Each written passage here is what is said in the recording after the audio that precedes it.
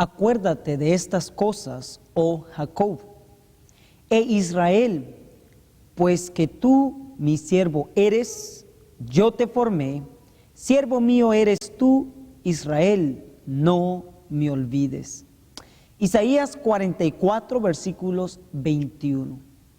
Bienvenidos a la Asociación Publicadora Universal, al estudio de la Biblia y del Espíritu de Profecía. Le invitamos a tomar papel y pluma mientras estudiamos el estudio titulado La cosecha de Mateo 13. Que el Señor pueda bendecir. Disfrute el estudio.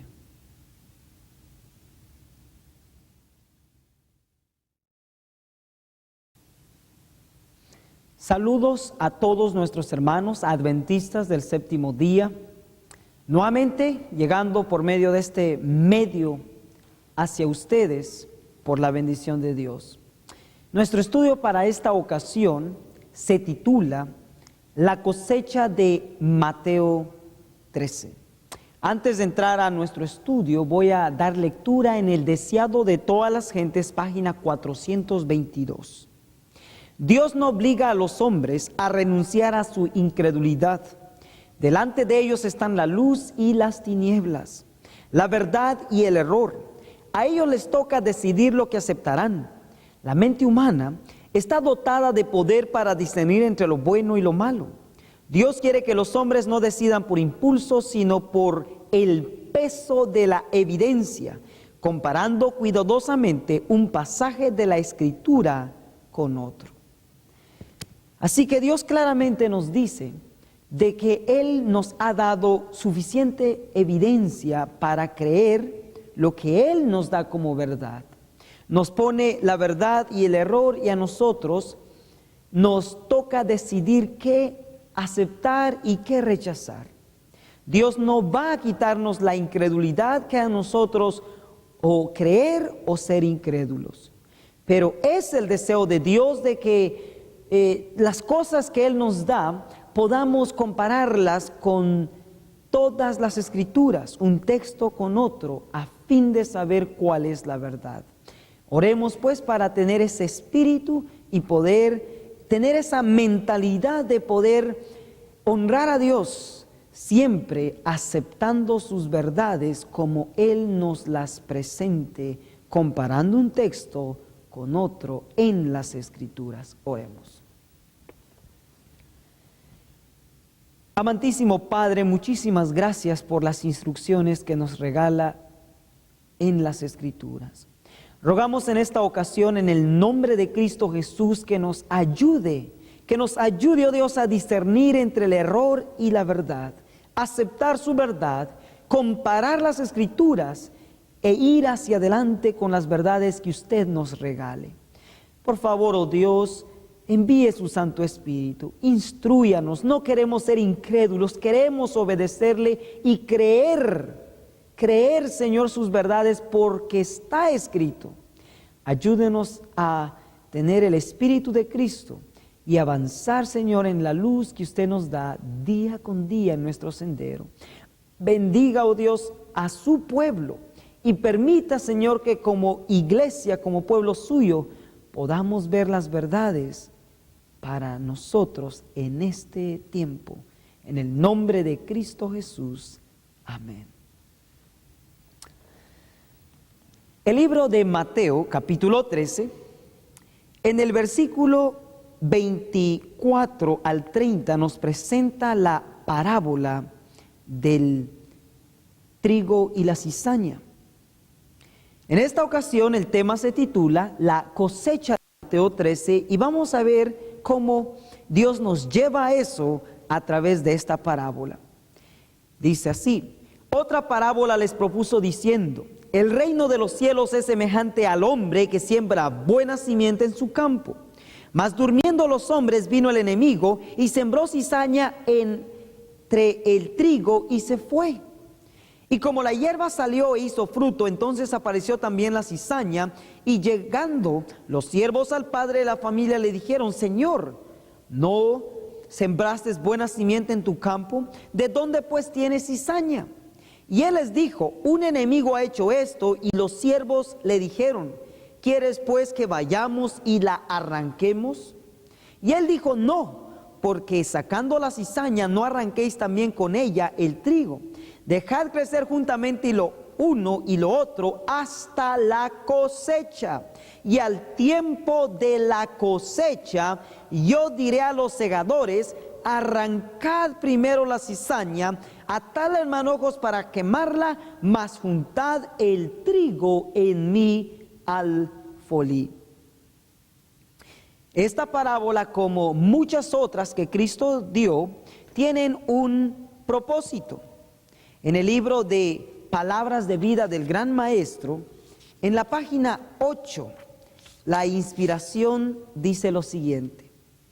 La Escritura dice: todo esto habló Jesús por parábolas, para que se cumpliese lo que fue dicho por el profeta, que dijo: abriré en parábolas mi boca, rebosaré cosas escondidas desde la fundación del mundo.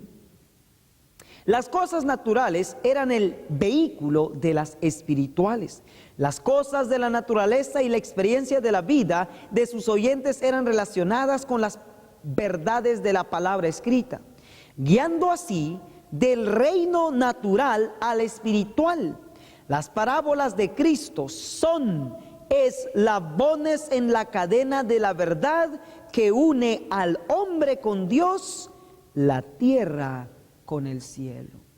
¿Cuál es el propósito de las parábolas de Cristo? Sí, mis hermanos, es unir lo natural con lo espiritual, y son eslabones de las verdades como una cadena que une al hombre con Dios y la tierra con el cielo. Es pues el deseo de Dios instruirnos a través de sus parábolas, especialmente a nosotros, su pueblo, en estos últimos días. Veremos que Mateo 13, del 24 al 30, tiene una lección grandísima, especialmente en mostrarnos que el tiempo de gracia para nosotros como pueblo se está terminando.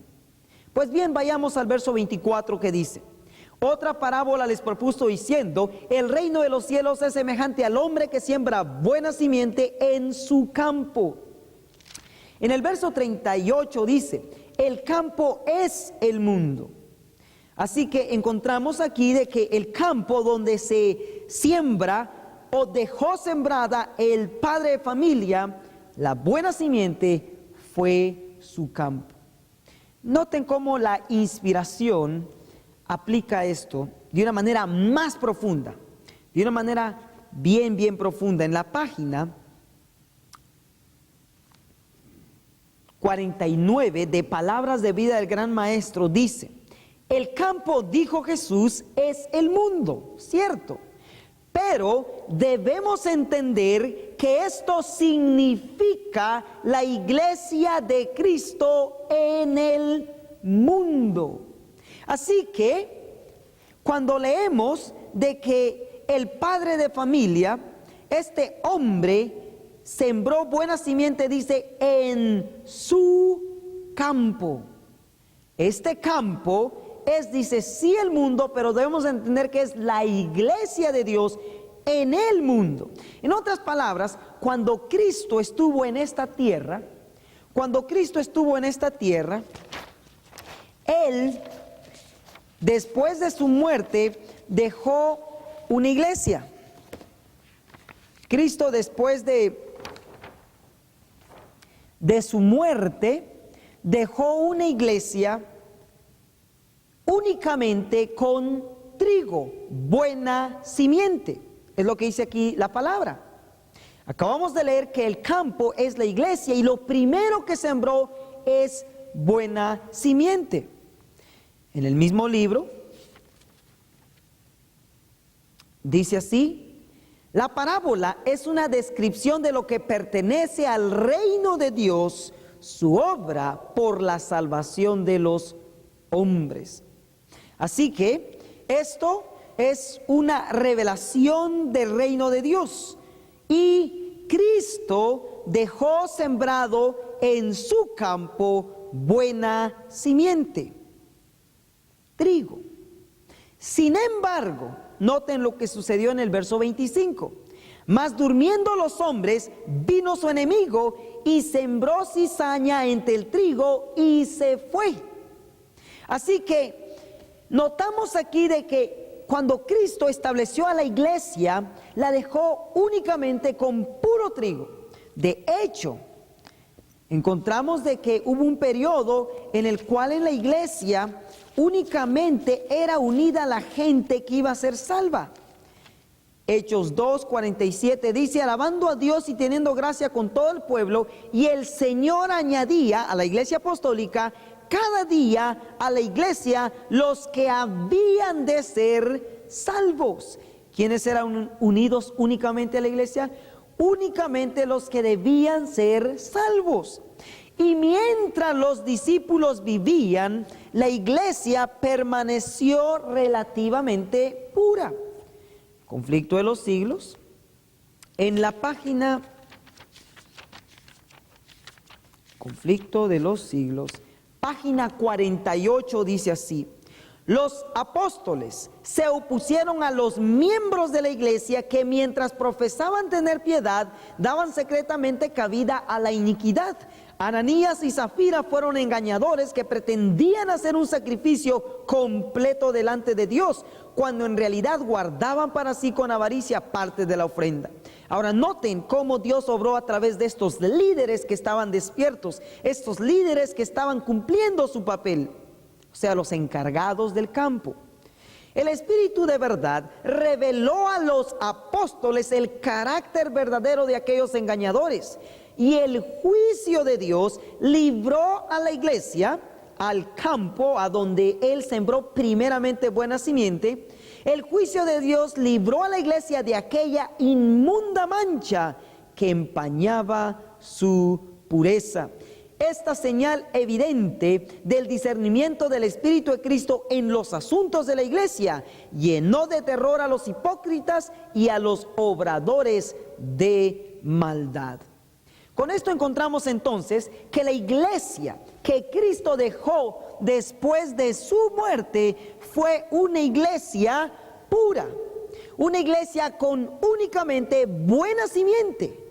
Sin embargo, el verso 25 dice que se durmieron los hombres, se durmieron los encargados del pueblo, y el enemigo sembró la mala hierba, la cizaña. ¿Esto qué quiere decir, hermanos? Esto quiere decir que la iglesia falló. ¿Quiénes? Los hijos de los apóstoles, de los discípulos. Cuando ellos descansaron, se durmieron estos hijos de esta manera. 4:35 de Conflicto de los Siglos dice: ¿cuál fue el origen de la gran apostasía? ¿Cómo empezó a apartarse la iglesia de la sencillez del evangelio? Conformándose a la práctica del paganismo para facilitar a los paganos la aceptación del cristianismo. Mientras aún vivían los apóstoles, la iglesia permaneció relativamente pura.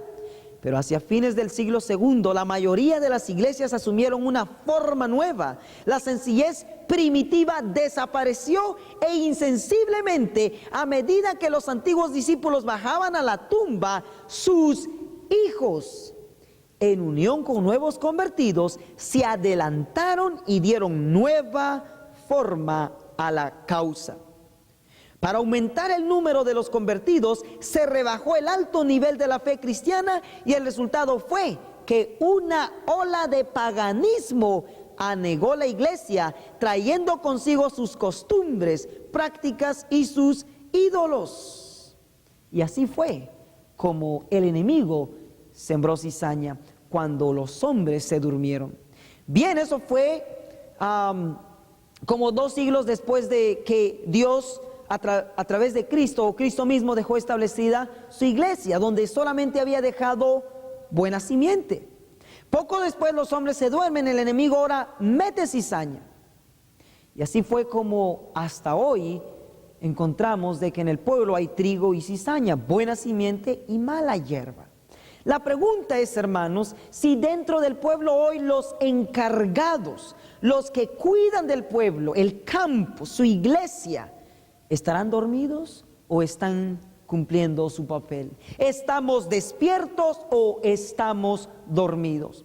Note lo que dice en el libro Testimonios para la Iglesia, tomo 2, página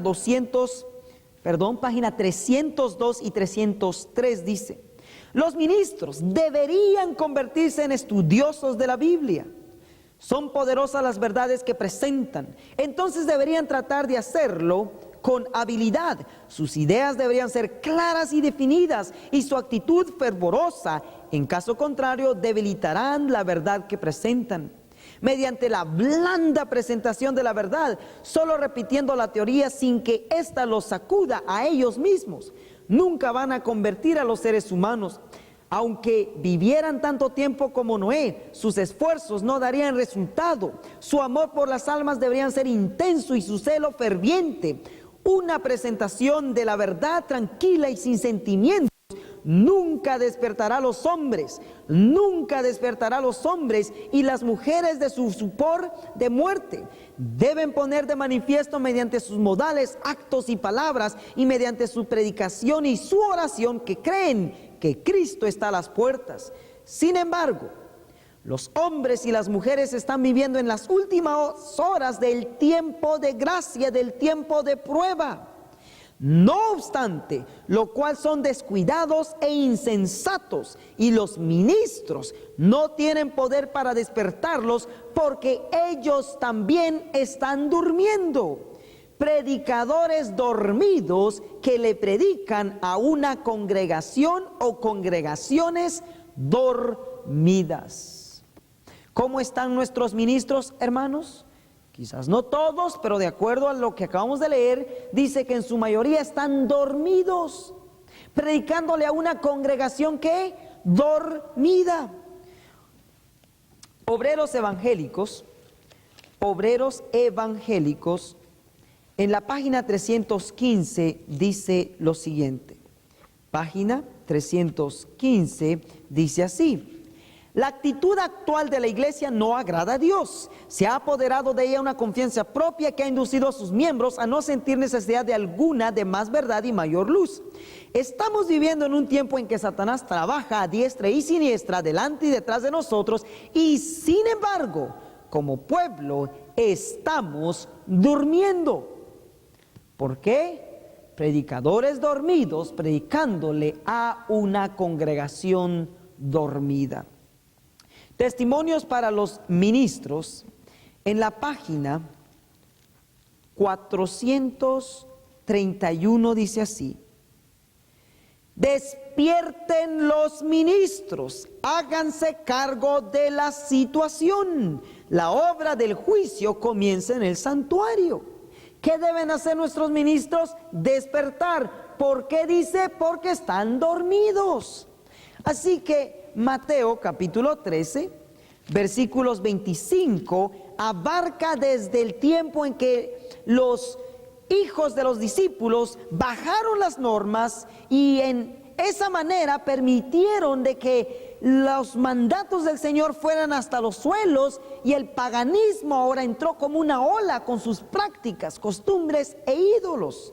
Y así fue como hasta hoy encontramos que Mateo 13:25 se cumple. Mas durmiendo los hombres, vino su enemigo, sembró cizaña entre el trigo y se fue. Y así es como hoy el verso 26 dice: y como la hierba salió e hizo fruto, entonces apareció también la cizaña. ¿Qué es lo que hay en la iglesia ahora, hermanos? Hay trigo y cizaña. ¿Por qué? Porque los encargados desde aquel entonces hasta hoy se han dormido, y hoy más que nunca la inspiración dice: predicadores dormidos predicándole a una congregación dormida. Queridos hermanos, ¿qué hacer ahora? Hay trigo y cizaña en la iglesia. ¿Qué podemos hacer? Dice en el libro Testimonios para los Ministros, página 45, dice lo siguiente. Página 45 dice así: ¿no tiene Dios una iglesia viva? Él tiene una iglesia, pero es la iglesia militante, no la iglesia triunfante. ¿Por qué?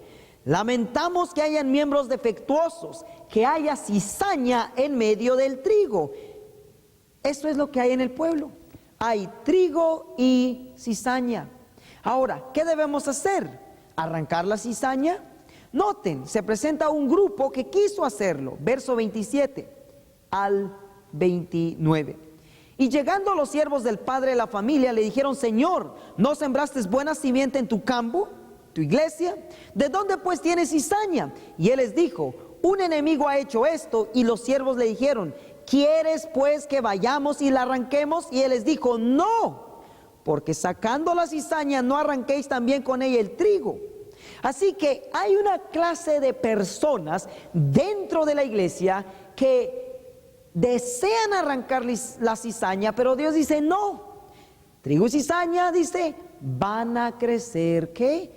Juntos. Ahora, ¿será que Dios aprueba que si hay cizaña y la iglesia no prospera por ello, será que debemos salirnos entonces de la iglesia?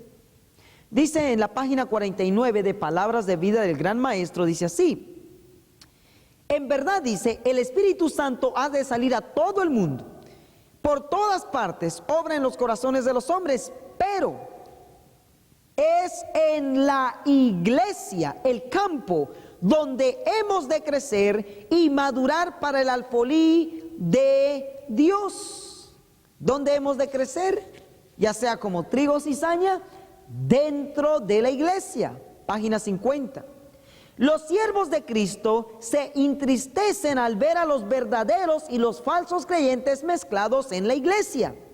Anhelan hacer algo para limpiar la iglesia, como los siervos del padre de familia están listos para desarraigar la cizaña, pero Cristo les dice: no, porque cogiendo la cizaña no arranquéis también con ella el trigo, dejar crecer juntamente lo uno y lo otro hasta la cosecha. Palabras de Vida del Gran Maestro, página 49 y 50.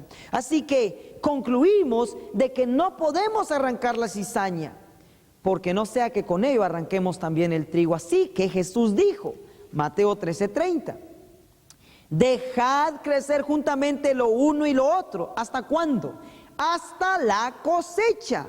En otras palabras, aunque los siervos que quisieron arrancarla se les dijo que no se les dijo que no se iba a arrancar la cizaña, o sea, no que no se iba a limpiar el campo, la iglesia. Se les dijo que a ellos no les tocaba y que no arrancaran la cizaña, pero que debía crecer juntamente lo uno y lo otro hasta la cosecha. Y al tiempo de la cosecha, dice Dios, yo diré a los segadores: arrancad primero la cizaña y atad en manojos para quemarla, mas juntad el trigo en mi alfolí. Así que sí, hay trigo y cizaña. ¿Debemos arrancarla? No. Pero ¿ha de permanecer la cizaña siempre junta con el trigo hasta el fin? Hermanos, ha de permanecer trigo y cizaña juntos hasta la cosecha. Así que la gran pregunta es: ¿cuándo es esta cosecha? Y luego, después de ver eso, veremos quiénes son los que hacen esta cosecha, esta separación de trigo y cizaña: los hombres o los que aquí dice los segadores. ¿Y quiénes serán? Así que la pregunta es: ¿cuándo es esta cosecha? Mateo 13, versículos 39 dice: el enemigo que la sembró es el diablo. La cosecha es en el fin del mundo. Dicen muchos: ¿ven, hermanos? La cosecha es en el fin del mundo. Lo que ellos toman por fin del mundo, lo toman como que está diciendo que será el último día de la historia de este mundo. O sea, hasta que Cristo venga, trigo y cizaña va a ser separado en la iglesia. ¿Será lo que esto está diciendo? Así que vamos a profundizar ahora lo que quiere decir en el fin del mundo. Si es el último día o es el último periodo de la historia del mundo.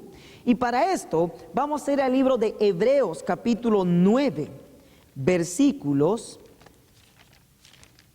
24 al 26, dice así: Porque no entró Cristo en el santuario hecho de mano, hablando del cielo, figura del verdadero, sino en el mismo cielo para presentarse ahora por nosotros en la presencia de Dios, y no para ofrecerse muchas veces a sí mismo, como entra el sacerdote en el santuario cada año con sangre ajena.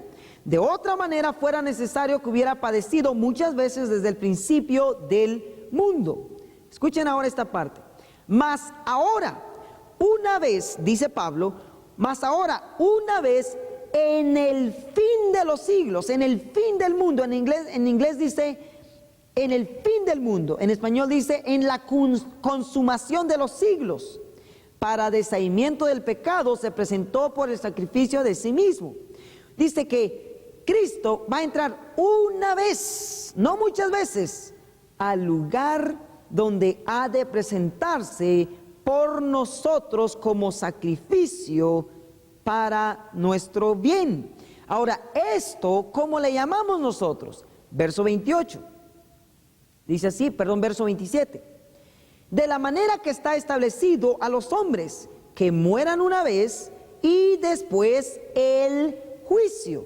En otras palabras, Cristo viene y muere por nosotros como el corderito. Su sangre ahora va y clama por nosotros, comenzando en el lugar santo, y como todo adventista sabe, en 1844 Él pasa al lugar santísimo, donde empieza la obra del juicio, y Él intercede por nosotros. Ahora, esta obra del juicio, como dice el verso 27, que ha de tomar lugar en la consumación de los siglos, en el fin del mundo. ¿Cuándo sucede? Hasta que Cristo venga, hermanos. ¿Qué dice usted? Vamos a leer Conflicto de los Siglos, página 474. Conflicto de los Siglos, página 474, nos va a dar luz con respecto al punto este. Dice así: la purificación del santuario implica, por lo tanto, una obra de investigación, una obra de juicio. Esta obra debe realizarse antes de que venga Cristo para redimir a su pueblo, pues cuando venga su galardón está con él, para que pueda otorgar la recompensa a cada uno según haya sido su obra. Así que los que andan en la luz de la palabra profética vieron que en lugar de venir a la tierra al fin de los 2300 días, en 1844, Cristo entró entonces en el lugar santísimo del santuario celestial para cumplir la obra final de la expiación preparatoria para su venida. ¿Cuándo entró a esta obra de expiación, a este principio de juicio? 1844, el mismo que está hablando Pablo en Hebreos 9, 24 al 27. Así que la consumación de los siglos no es el último día. El fin del mundo no es el último día. El fin del mundo, la consumación de los siglos, cuando Cristo entra a presentarse por nosotros e interceder y presentarse como nuestro sacrificio. Esta obra de expiación, esta obra de juicio comenzó en 1844. De una manera más específica, si esto ha de ocurrir en el fin del mundo, ¿qué es el fin del mundo? Porque Daniel escribió su libro y Dios le dijo que lo escribiera y lo sellara, porque iba a ser abierto en el fin del mundo, en el tiempo del fin. Daniel capítulo 12 versículos 4 dice: tú, empero Daniel, cierra las palabras y sella el libro hasta el tiempo del fin. ¿El fin del qué? El fin del mundo. Pasarán muchos y multiplicaráse la ciencia. Versículo 8 y 9. Y yo oí, mas no entendí el Señor, y dije: Señor mío, ¿cuál será el cumplimiento de estas cosas? Y dijo: anda, Daniel, que estas palabras están cerradas y seas hasta el tiempo del cumplimiento. Esto es, en el fin del tiempo, del mundo. Vamos a leer ahora Conflicto de los Siglos, página 405, para ver cuándo comenzó este periodo del fin del mundo, o la consumación de los siglos. En Conflicto de los Siglos 405 dice así: La venida del Señor no podía verificarse antes de dicha fecha. San Pablo abarca con su aviso toda la dispensación cristiana hasta el año de 1798. Solo después de esta fecha debía ser proclamado el mensaje de la segunda venida de Cristo. Dice, semejante mensaje no se predicó en los siglos pasados. San Pablo, como lo hemos visto, no lo predicó. Predijo a sus hermanos la venida de Cristo para un porvenir muy lejano. Los reformadores no lo proclamaron tampoco. Martín Lutero fijó la fecha del juicio para cerca de los 300 años después de su época. Pero después de 1798, el libro de Daniel ha sido desellado, descubierto. La ciencia de las profecías ha aumentado y muchos han proclamado el solemne mensaje del juicio cercano. Así que, queridos hermanos, ¿cuándo se abrió el libro de Daniel? ¿Cuándo empezó a correr el tiempo del juicio? 1798, el tiempo del fin. Y en 1844, para acá, comenzó la obra del juicio. Así que la frase que dice en el fin del mundo, la consumación de los siglos, no se refiere al último día de la historia del mundo, sino el último periodo de la historia del mundo que comenzó a correr en 1798 para acá. Y la obra del juicio que toma lugar en el fin del mundo, en la consumación de los siglos, comenzó en 1844 para acá. Primeramente con los muertos y enseguida con los vivos, que es el que nos interesa profundizar. Bien, con esto entonces concluimos de que cuando dice que la cosecha toma lugar en el fin del mundo, no se refiere, hermanos, no se refiere al último día de la historia del mundo, sino al último periodo de la historia del mundo que comenzó a correr en 1798 y el juicio comenzó en 1844. Así que cuando dice dejar crecer juntamente el uno y el otro hasta la cosecha, ¿cuándo toma la cosecha lugar? Dice el verso 39 de Mateo 13, el enemigo que la sembró es el diablo, la cosecha es en el fin del mundo, esto es, en el periodo final de la historia de la tierra. Con esto entonces, hermanos, preguntamos ahora, ¿qué es la cosecha entonces? Si encontramos qué es la cosecha, esto nos va a ayudar a entender cuándo toma lugar la separación del trigo y la cizaña, cuando Dios arranca la cizaña a través de los segadores. La pregunta entonces es, ¿qué es la cosecha? Palabras de vida del Gran Maestro, en la página 50, nos da la siguiente información. Muchos se creen cristianos. Muchos de los que se creen cristianos serán hallados faltos al fin. En el cielo habrá muchos de quienes sus prójimos suponían que nunca entrarían allí. El hombre juzga por la apariencia, pero Dios juzga el corazón. La cizaña, estamos hablando de la cizaña en la iglesia, ¿ok? La cizaña y el trigo han de crecer juntos hasta la cosecha. Y la cosecha es el fin del tiempo de gracia. ¿Qué es la cosecha, hermanos? Es el fin del tiempo de gracia. ¿Para quién primeramente? Primeramente para la iglesia y finalmente para el mundo. En otras palabras, Dios primeramente separa trigo y cizaña en la iglesia en el tiempo de la cosecha, y la cosecha es la última parte del tiempo de gracia, es el fin del tiempo de gracia. O sea, es en el fin del tiempo de gracia donde Dios separa trigo y cizaña.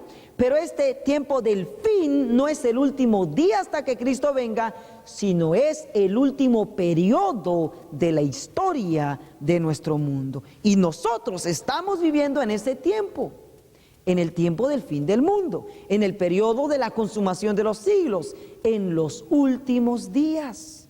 Mis hermanos, la cosecha es el fin del tiempo de gracia, primeramente en la iglesia, que sigue después en el mundo. Y esto ocurre antes de que vengan las plagas, antes de que venga Cristo.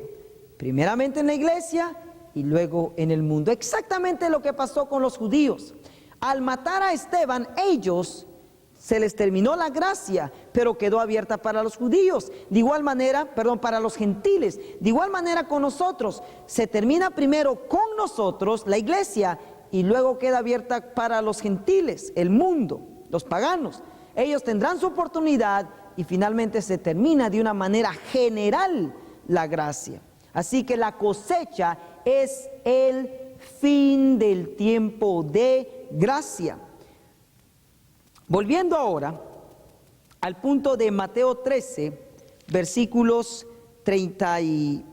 30 dice: dejar crecer juntamente lo uno y lo otro hasta la cosecha, y al tiempo de la cosecha, que es el fin del tiempo de gracia, yo diré a los segadores: arrancad primero la cizaña y atadle manojos para quemarla, mas juntad el trigo en mi alfolí.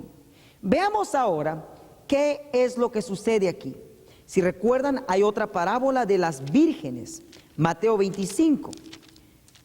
Encontramos que 10 vírgenes existen, 5 son fatuas y 5 son prudentes. 5 obtuvieron el aceite extra y 5 no lo obtuvieron. Cuando llegó la hora de recibir al esposo, encontramos de que 5 no estaban preparadas, aunque buscaron aceite. Las amigas dicen: vayan y compren. Y mientras iban a comprar, noten lo que pasó. Mateo 25, versículos 8 al 10. Y las fatuas dijeron a las prudentes: dadnos de vuestro aceite, porque nuestras lámparas se apagan.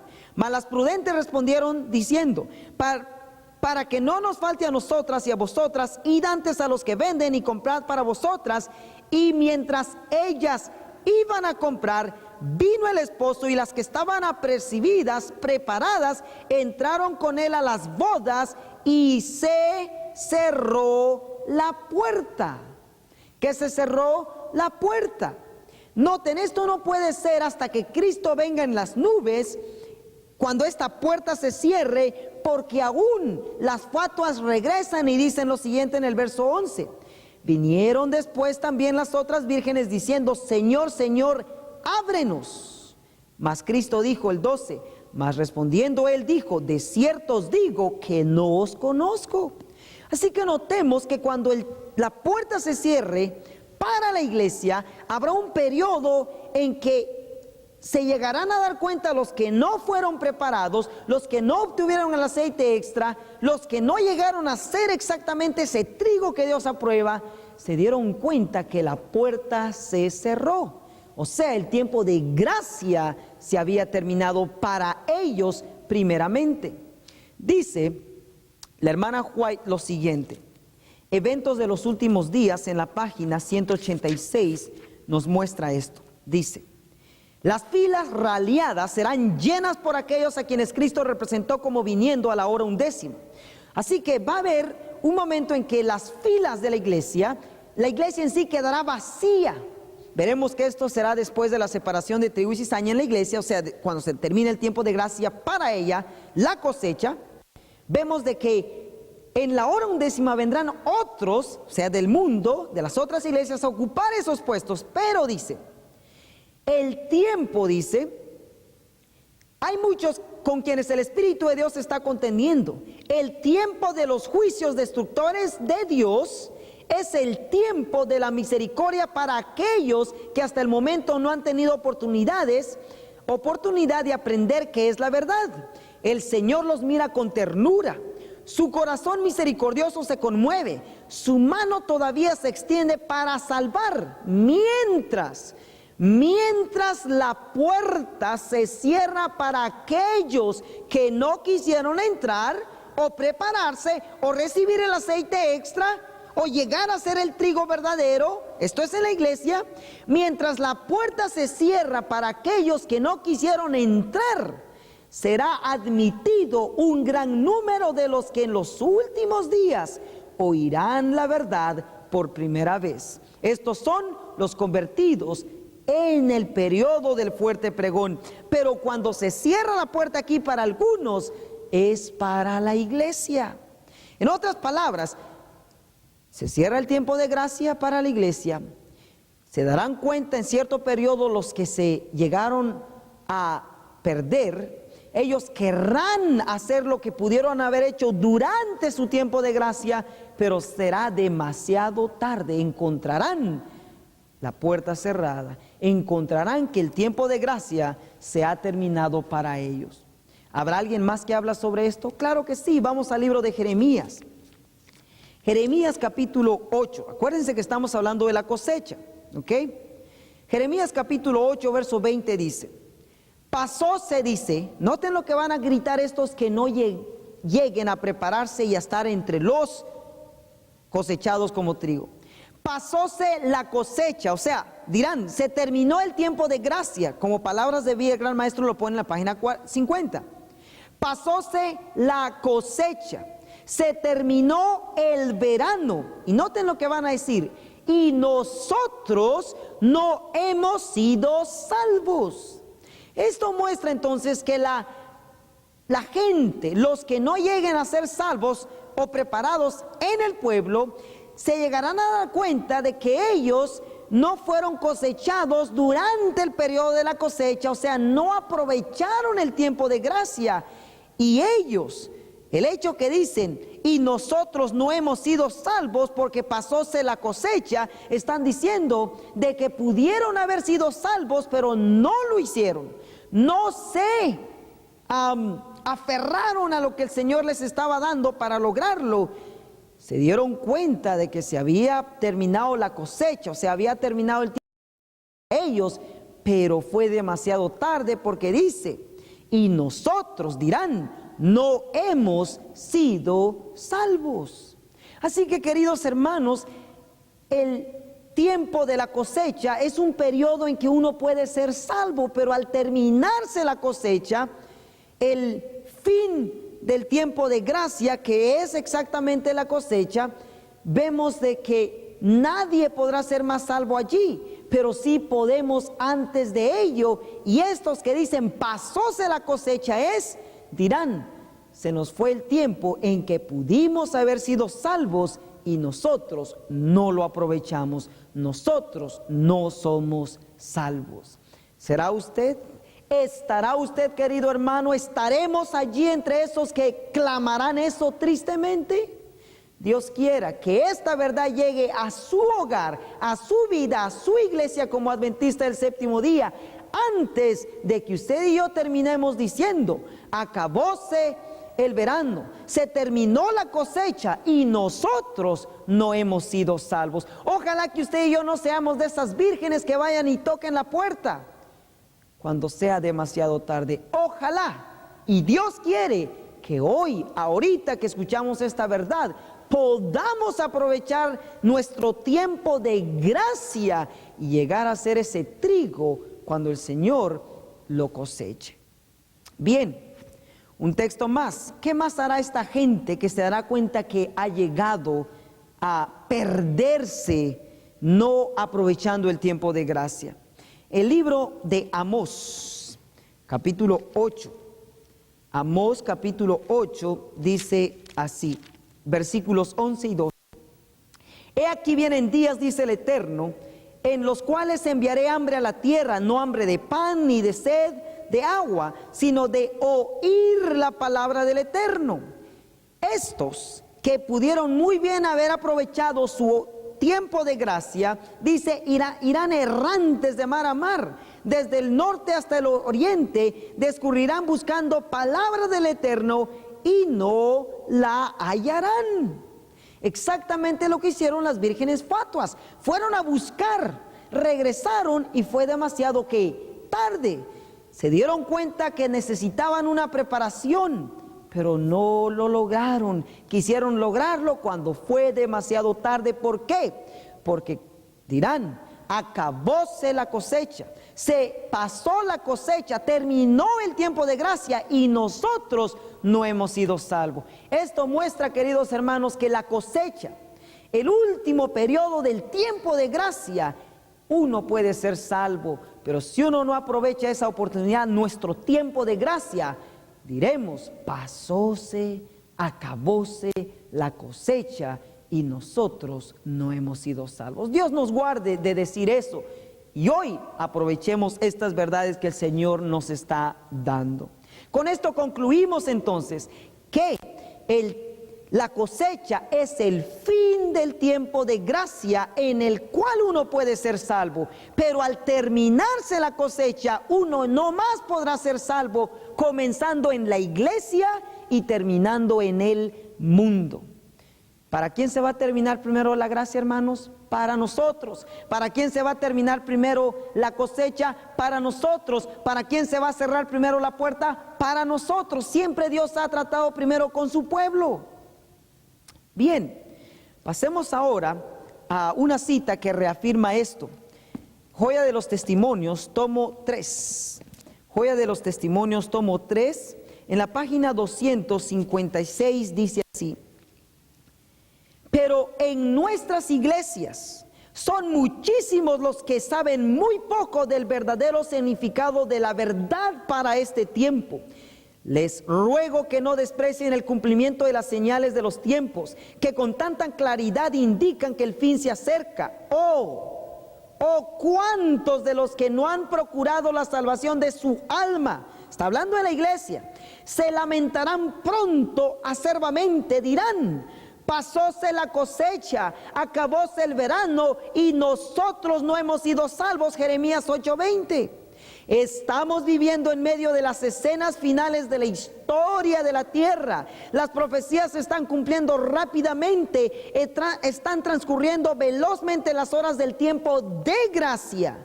No tenemos tiempo que perder ni un momento. No seamos hallados durmiendo en la guardia. Una cita más clara no puede haber, hermanos. Muchos, dice, muchísimos, no sabemos, ni comprendemos, ni nos preocupamos por las verdades para este tiempo, ni nos damos cuenta que el tiempo de gracia está por terminar, que la cosecha está por llegar, y si se pasa, terminaremos diciendo: nosotros no fuimos salvos, se terminó la cosecha, se terminó el tiempo de gracia. Pero hoy Dios dice que Dios nos guarde de no hallarnos durmiendo, sino que estemos preparados. Muy bien, Mateo 13, verso 30. Vamos a ir ahora a otro punto.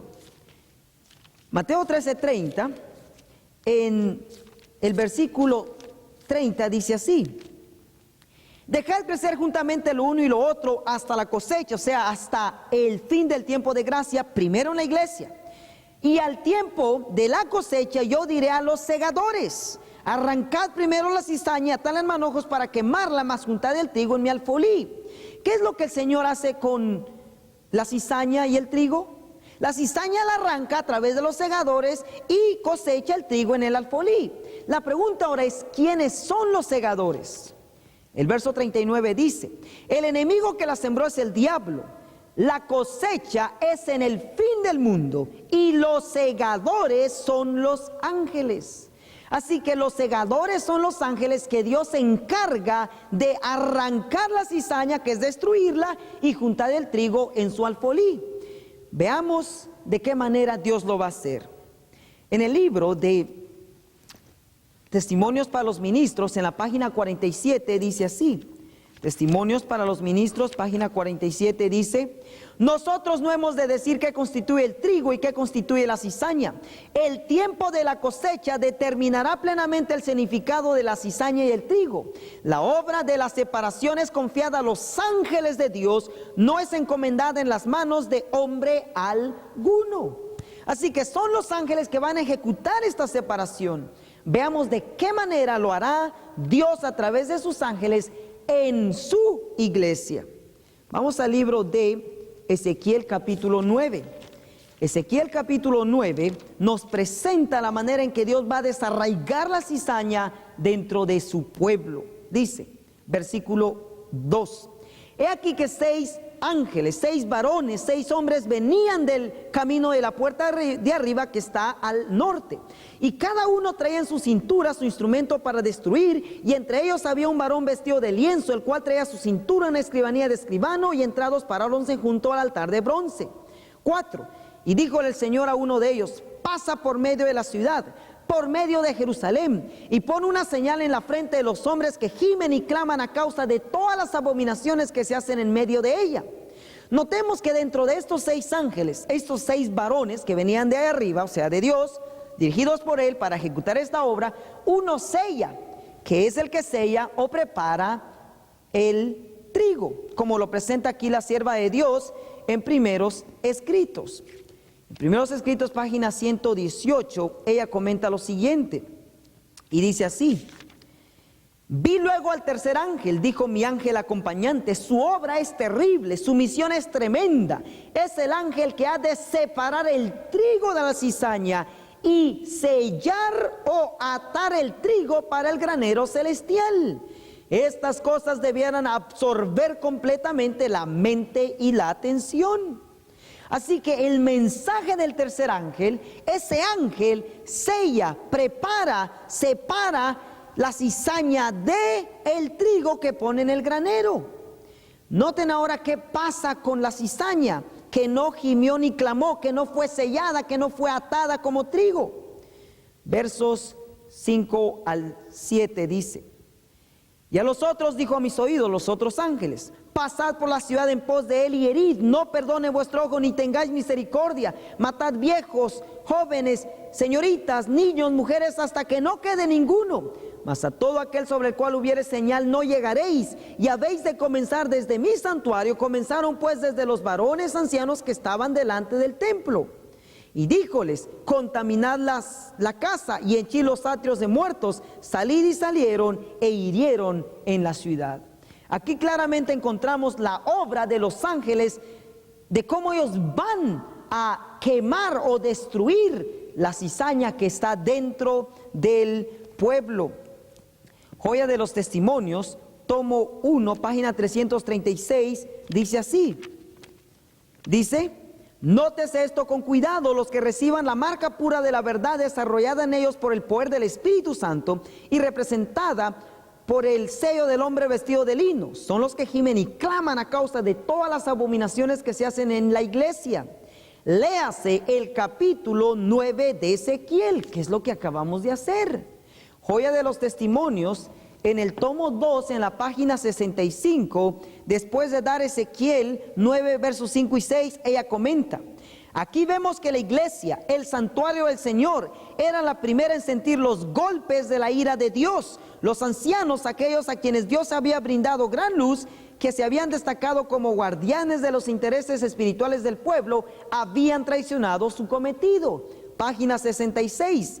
Estos perros mudos que no querían ladrar son los que sienten la justa venganza de un Dios ofendido. Hombres, mujeres, niñitos, todos perecen juntos. De esta manera es como Dios separa el trigo y la cizaña en su iglesia.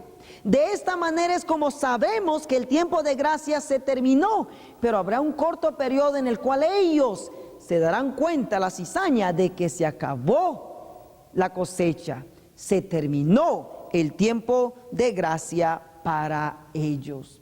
Ahora, si esta es la manera en que Dios va a separar la cizaña, que es sacarla, quemarla, destruirla, ¿qué hace con el trigo? El trigo dice que lo pone en su granero. Este trigo ahora, quien lo sea, leímos que es el mensaje del tercer ángel o el ángel, el tercer ángel. Apocalipsis 7 nos da un poquito más de luz sobre esto, dice en el versículo 2 y 3. Vi a otro ángel que subía del nacimiento del sol, teniendo el sello del Dios vivo, y clamó a gran voz a los 4 ángeles a los cuales era dado hacer daño a la tierra y al mar, diciendo: no hagáis daño al mar, ni a la tierra, ni a los árboles, hasta que sellemos a los siervos de nuestro Dios en sus frentes. ¿Qué hace este ángel con el sello del Dios vivo? Sella a los siervos de Dios. ¿Quiénes son los siervos de Dios? Y oí el número de los sellados: 144,000 sellados de todas las tribus de los hijos de Israel. Así que los ángeles son los segadores, unos destruyen y otros sellan. Estos sellan a los que son cosechados como trigo primeramente en la iglesia. Ahora, todos saben que cuando sembramos en un campo, no todo el grano madura en el mismo tiempo. Hay unos granos que maduran primeramente, y estos 144,000 son los primeros cosechados en el campo, en la iglesia.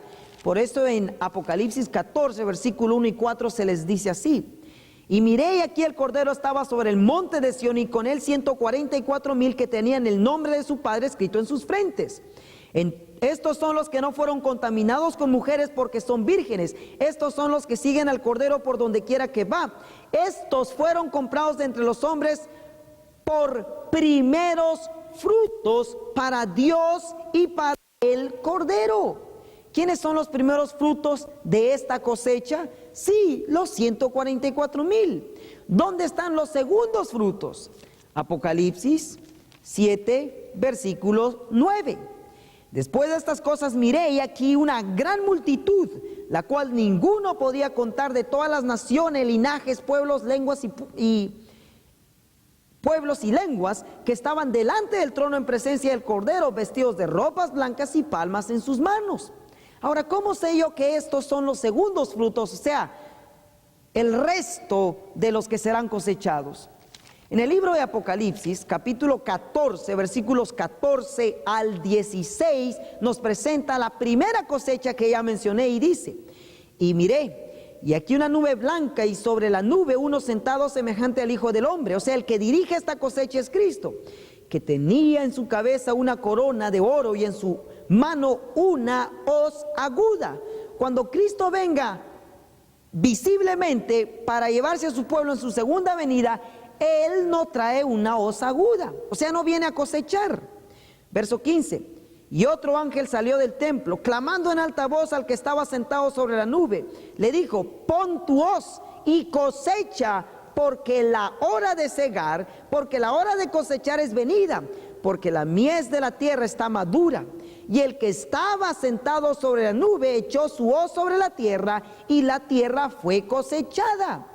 ¿Quiénes fueron los cosechados aquí? Los primeros frutos, los 144,000 en la iglesia, donde se cierra primeramente el tiempo de gracia. Luego de allí siguen los gentiles, el mundo, las otras iglesias, y hay una segunda cosecha de la gran multitud, los segundos frutos.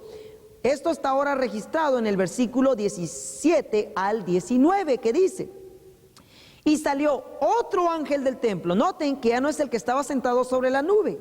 Y salió otro ángel del templo que estaba en el cielo, teniendo también una hoz aguda. Y otro ángel salió del altar, el cual tenía poder sobre el fuego, y clamó con gran voz al que tenía la hoz aguda, diciendo: pon tu hoz aguda y cosecha, vendimia los racimos de la tierra, porque están maduras sus uvas. Y el ángel echó su hoz aguda en la tierra, y vendimió, cosechó de la viña de la tierra, y echó la uva en el gran lagar de la ira de Dios. Así que aquí, hermanos, encontramos dos cosechas: una en la iglesia, dirigida por Cristo, y la otra por un ángel que Cristo mismo dirige, pero dice que este otro ángel también salió a cosechar. ¿Cuántas cosechas hay? Dos: primeramente en la iglesia y finalmente en el mundo. Primeramente se cosechan los primeros frutos, los 144,000 en la iglesia, donde se termina primeramente la gracia, y finalmente en las otras iglesias protestantes y el mundo que no conoce de Dios, de donde vendrá una gran multitud como la segunda cosecha. El punto aquí central es, hermanos, que para nosotros como pueblo está por terminarse el tiempo de gracia, y la gran pregunta es: ¿estamos listos? ¿Estamos preparados para pasar este periodo que se avecina? ¿El fin del tiempo de gracia? Queridos hermanos, a menos que sea así, nosotros no podremos ser salvos. En Primeros Escritos, página 48, dice: Vi que algunos de los hijos de Dios están amodorrados, soñolientos o despiertos tan solo a medias, sin advertir en qué tiempo vivimos, ni que ya entró el hombre de la escobilla, ni tampoco que algunos corren el peligro de ser barridos. ¿Seremos cosechados, hermanos, o seremos barridos, destruidos como la cizaña? El tiempo de gracia está por terminarse para nosotros, y sin embargo, nuestra oración, la oración de la sierva de Dios fue y sigue siendo la nuestra. Rogué a Jesús que los salvara y les dejase un poco más de tiempo para que vieran el peligro y se prepararan antes de que fuese para siempre demasiado tarde. Esa es nuestra oración. Antes de que por descuido o negligencia terminemos diciendo, pasóse la siega, acabóse el verano y nosotros no hemos sido salvos. Que el Señor nos bendiga y que podamos hoy aprovechar nuestro tiempo de gracia porque está por terminarse. Que Dios nos motive y nos ayude a ser pronto de los primeros frutos. Es nuestra oración para cada uno de ustedes. Que Dios les bendiga.